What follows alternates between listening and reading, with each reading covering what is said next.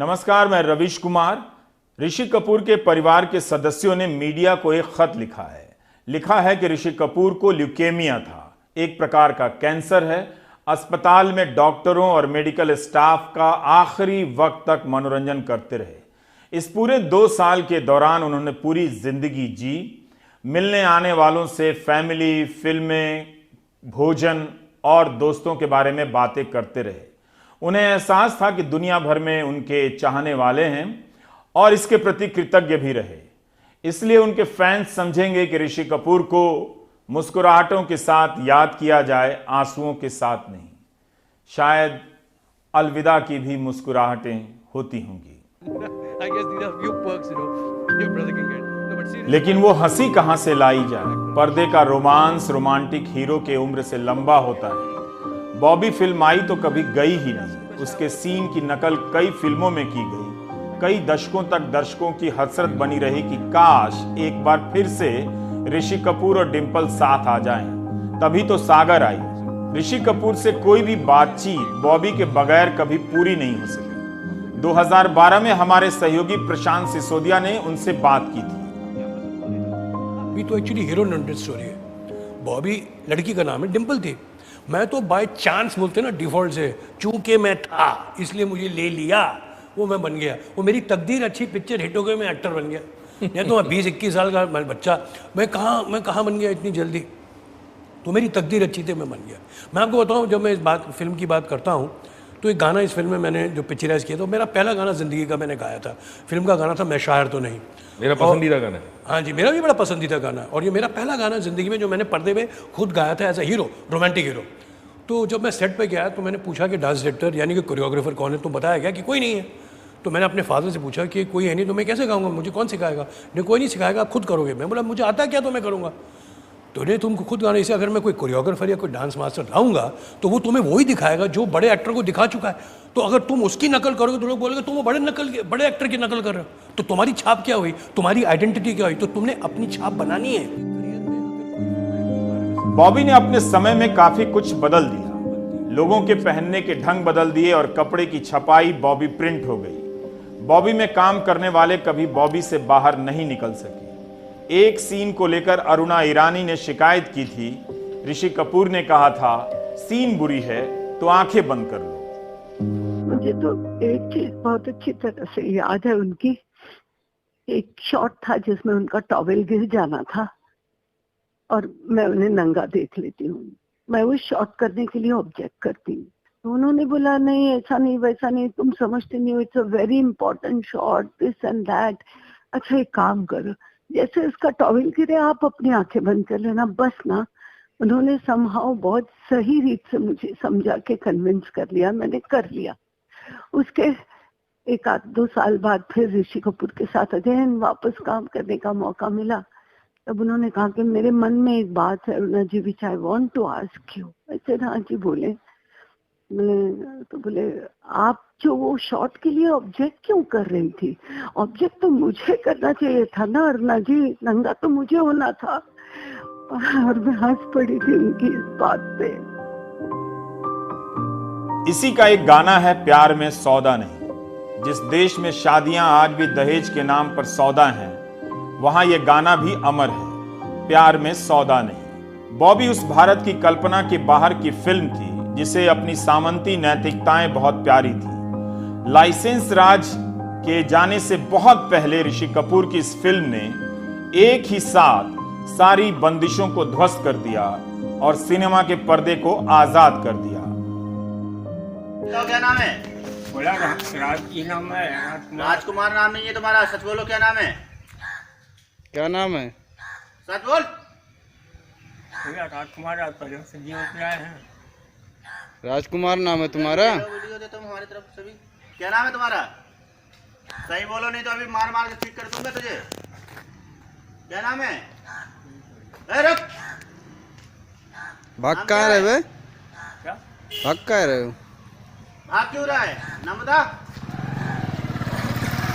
सही सही अपना नाम बताओ, क्या नाम नाम है? बताओ अपना। नाम क्या है बेटा? तू बोल, सही बोल। तू बोलेगा तेरा बाप बच जाएगा, नहीं तो बता रहा हूँ। हैं? अजीजुर रहमान। बताओ। झूठ बोल रहा था मुसलमानों क्या के। बोल रहे बे? अरे भैया राजकुमार से बोलते रहते हैं ना, सुना मुझे। अबे झूठ जब क्यों बोल रहा नाम फिर तू? पूछा जा रहा है तुम्हारा, क्या नहीं बता रहे हो? हैं? छोड़ दिया, अब नहीं करेंगे। चलो अबे साले झूठ क्यों बोलता है तू? हम कहा अब नहीं करेंगे। हैं? बस्ती में दिख नहीं जाना यहाँ पे तुम लोग। यूपी का यह विधायक भले एक बेटे के सामने सब्जी बेचकर 2 रुपए कमाने वाले एक मुसलमान बाप को उसके मजहब के वास्ते लताड़ रहा है, लखनऊ की इस गली में बॉबी फिल्म का गाना बजाकर ऋषि कपूर को आप कैसे याद करेंगे? बेशक मंदिर मस्जिद तोड़े, बुल्ले शाह ये कहता, पर प्यार भरा दिल कभी ना तोड़ो, इस दिल में दिलबर रहता। जिस पलड़े में तुले मोहब्बत उसमें चांदी नहीं तोलना। ये उदाहरण इसलिए दिया क्योंकि ऋषि कपूर समाज और राजनीति से खुद को अलग नहीं रख सके, गलत को गलत बोल गए। मेरे उनके बड़े अच्छे, बहुत अच्छे ताल्लुकात थे। तो हर ईद पे मैं उनको कबाब, बिरयानी, खीर भेजती थी। और वो दिवाली पे मुझे त्योहार पे बच्चे के जैसा, जब दिल्ली के सेट पे गए तो वो आके पहले दिन इतनी जोर से गले मिले जैसे कोई माँ से गले मिल रहा हो बच्चा। तो कहने लगे वहीदा जी, हमारी पहले 2 पिक्चरें सुपरहिट हुई थी और इसको भी सुपरहिट ही करना है। मैंने कहा इंशाल्लाह हो जाएगी, हो जाएगी। एक अच्छा एक्टर सिर्फ डायरेक्टर और स्क्रिप्ट की जिंदगी नहीं जीता है, स्क्रिप्ट के बाहर की बदलती आबो हवा से भी टकरा जाता है। बहुत कम एक्टर होते हैं जब हवा के बदल जाने के खिलाफ एक्टिंग करने की चुनौती उठाते हैं। ऋषि कपूर ने जिस वक्त मुल्क का रोल चुना, शायद बहुत से कलाकार मना भी कर देते। देशद्रोही होने की सफाई देने जब मुल्क में मोहम्मद अली आते हैं तो सिर्फ मोहम्मद अली नहीं थे, ऋषि कपूर भी थे। मेरी दाढ़ी और ओसामा बिन लादेन की दाढ़ी में फर्क नहीं कर पा रहे तो भी मुझे हक है मेरी सुन्नत निभाने का। गले लगा के सवाल पूछेगा, कलेजा निकाल के हाथ में रख दूंगा।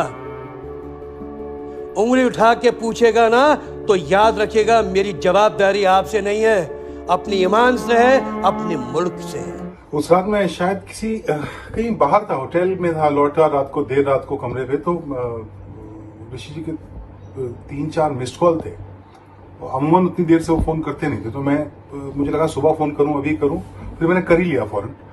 और तो वो तभी शायद स्क्रिप्ट पढ़ के ख़त्म किया था उन्होंने, और उन्होंने बहुत तारीफ की कि भाई क्या लिखा है आपने, जो डायलॉग है वो कमाल है। तो मैंने थैंक यू बहुत सारा थैंक यू बोला। मैं थोड़ा एक्चुअली स्क्रिप्ट जब वो पढ़ रहे थे तो मैं थोड़ा चिंतित था, क्योंकि फिल्म के जो डायलॉग थे वो एक्चुअली वो दौर था जब सेक्युलर की स्पेलिंग बिगाड़ी जा रही थी, जब दौर था कि जब एकता की बात करना बहुत अच्छी बात नहीं माना जा रहा था।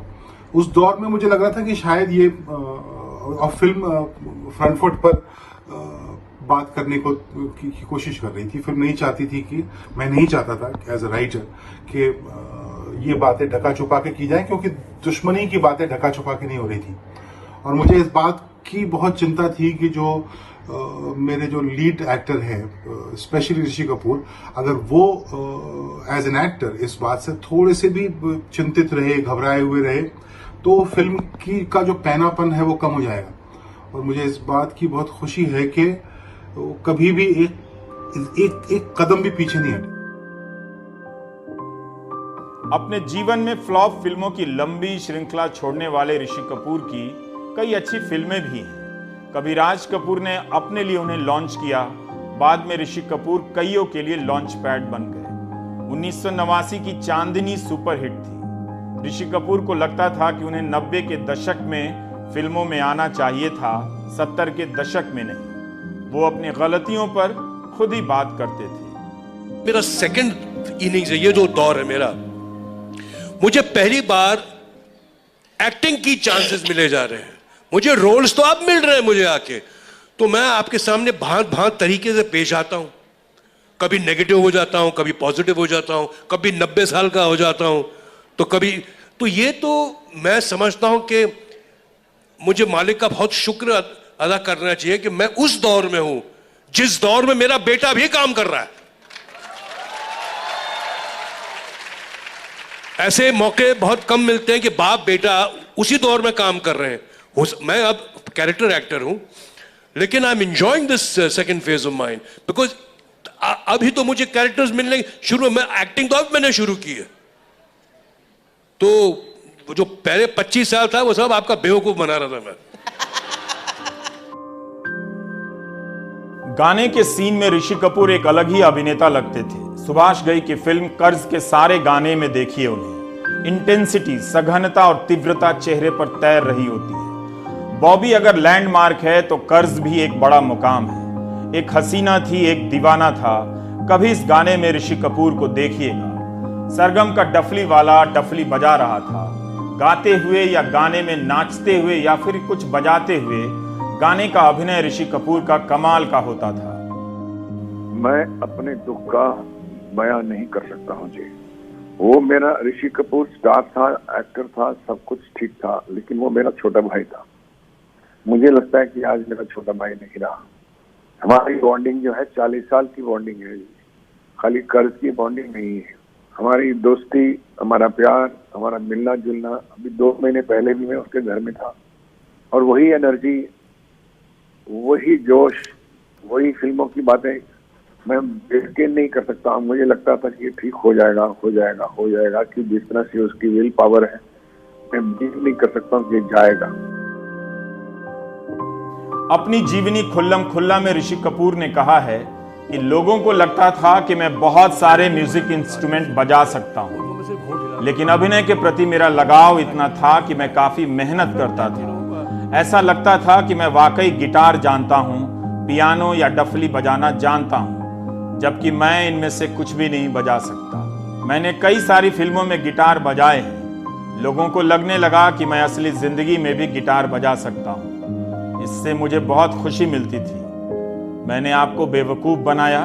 मैं एक एक्टर हूँ, मैं गिटार बजाना नहीं जानता, लेकिन मैंने यकीन दिला दिया कि मैं बजा सकता हूँ।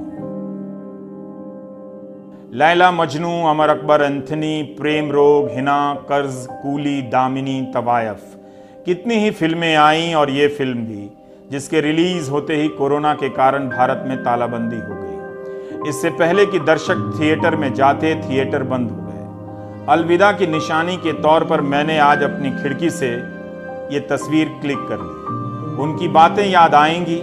चिंटू जी भले लंबू जी से छोटे थे, मगर उनका अपना कद था। दिल से जिया और दिल के लिए जिया। डॉक्टरों के लिए थाली भी बजाई और ट्वीट भी किया कि वे हमारे योद्धा हैं, उनके साथ हिंसा गलत है। अकबर इलाहाबादी अब फिर ना हो सकेगा, मगर प्रयागराजवादी याद रखेंगे अपने इस इलाहाबादी को। तो मैं चिल्ला रहा हूं, हेलो हेलो, वहां से ऋषि कपूर, मैं मनमोहन देसाई। हाँ जी सर, हेलो, कैसे आप? ठीक, हाँ जी, कहिए सर। अच्छा भाई, हेलो हेलो, सुनाई नहीं दे रहा जी सर, थोड़ा जोर से बोलिए। हेलो, हाँ जी, मैं पिक्चर एक बना रहा हूं, अमर अकबर एंथनी, और मैं चाहता हूं कि तुम उसमें अकबर का रोल करो। कट इधर, अकबर का रोल? हेलो, अकबर का रोल? हाँ। तो मैंने कहा, अरे भाई, मैं अकबर का रोल कैसे कर सकता हूं? बोलते क्यों? मैंने कहा, वो तो मेरे दादा ने किया मुगल आजम में। अब मनमोहन देसाई उधर, ये उसको समझ नहीं आ रही है, ये पिया हुआ आदमी है या क्या है, ये उल्टे सीधे जवाब दे रहा है। मैं क्या सोच रहा हूं, ये पिक्चर अमर अकबर एंथनी बना रहा है, जिसमें अमर पुराने जमाने में जो बांसुरी बजाते थे ना, कहानी उसकी होगी। अकबर होगा मुगल आजम का और एंथनी होगा वो क्लियोपैट्रा और एंथनी का। मनमोहन देसाई तो कुछ भी बना सकता था ना। तो मैं बोल रहा हूं, हेलो हेलो ऑपरेटर, हेलो, वहां से वो भी चिल्ला रहा है, ऑपरेटर, अरे पिक्चर अनाउंस करनी है मैंने, तुम्हारी परमिशन है मुझे? हेलो, मैं आ रहा हूं 2-4 दिन में, तब बात करूंगा, लेकिन मैं जो रोल मेरे दादा ने किया वो मैं नहीं कर सकता। वो भी परेशान। ऋषि कपूर की बेटी रिद्धिमा दिल्ली में है। गृह मंत्रालय ने उन्हें मुंबई जाने की अनुमति दे दी है, मगर उन्हें मुंबई पहुंचने में कई घंटे लग जाएंगे, 14-15 घंटे से भी अधिक। तालाबंदी के दौर में ये त्रासदी कई लोगों को झेलनी पड़ी है। बहुत से लोग